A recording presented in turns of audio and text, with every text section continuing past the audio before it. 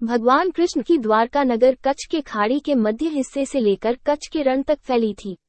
भगवान कृष्ण की द्वारका उत्तरी और दक्षिणी द्वारका में फैली थी। चित्र में आप कच्छ के खाड़ी के दक्षिणी द्वारका देख रहे हैं। पीले तीर निशान से प्राचीन द्वारका के डूबे हुए स्थल दिखाए गए हैं। दक्षिणी द्वारका में कुल 10 द्वीप डूबे हैं। इस चित्र में आप उत्तरी द्वारका देख रहे हैं। यह उत्तरी द्वारका कच्छ के रण में फैली है। उत्तरी द्वारका में कुल 4 स्थल डूबे मिलते हैं। आज हम अपना ध्यान उत्तरी द्वारका में रखेंगे। मानसून के समय कच्छ के रण में स्थित उत्तरी द्वारका पूरी तरह पानी में डूब जाती है। समुद्र का पानी मानसून के समय उत्तरी द्वारका को पूरी तरह पानी में डुबो देती है। ये लाल सूर्ख वाले फ्लेमिंगो पक्षी दूर साइबेरिया से उड़कर भगवान कृष्ण की द्वारका में पहुंच जाते हैं। मानसून खत्म होने के बाद समुद्र के पानी का तेजी के साथ वाष्पीकरण होने लगती है। वाष्पीकरण के बाद केवल बच जाती है नमक की सफेद मोटी चादर।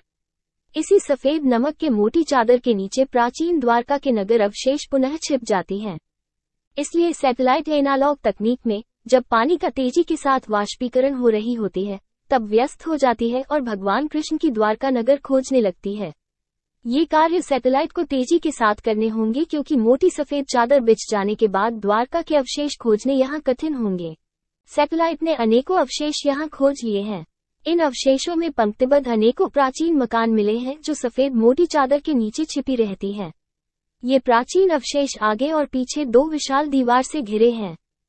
अब उत्तरी द्वारका कुछ स्पष्ट होने लगी है। विशाल दीवार से घिरी संपूर्ण द्वारका के अवशेष अब स्पष्ट होने लगी है। विशाल चौक और पत्थरों से प्राचीन दीवार के विहंगम प्रमाण भी यहाँ मिलते हैं। वर्षा जल को संग्रह करने की यहाँ अद्भुत व्यवस्था थी।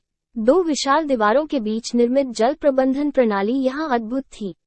वर्षा की एक एक बूंद यहाँ अमृत धारा थी, जिसे समुद्र से मिलने के पूर्व विशाल चेक डैम से बांधकर रोक ली जाती थी। इसी चेक डैम के पास विशाल मानव के रहने के निवास स्थल बने थे जिनके प्राचीन अवशेष अब भी हैं। सनातन हिंदू संस्कृति की जड़ भारत में बहुत गहरी है। हम भारत के लोग कई हजार वर्षों से मथुरा में भगवान कृष्ण के साथ होली खेलते आ रहे हैं। ये हमारी गहरी आस्था है। आने वाले दिनों में हम अपने भावी पीढ़ी को बता पाएंगे कि सनातन हिंदू संस्कृति की जड़ भारतवर्ष में कितनी गहरी और व्यापक है। इसलिए भारत के हर निवासी को ये गर्व अवश्य करनी चाहिए कि वे हिंदू हैं जिन्हें अवेस्ता और प्राचीन ग्रंथों में चिन्हित की गई है। इसलिए वे उस विशाल हिंदू संस्कृति के अटूट हिस्से हैं जिनका जन्म भारत में हुई।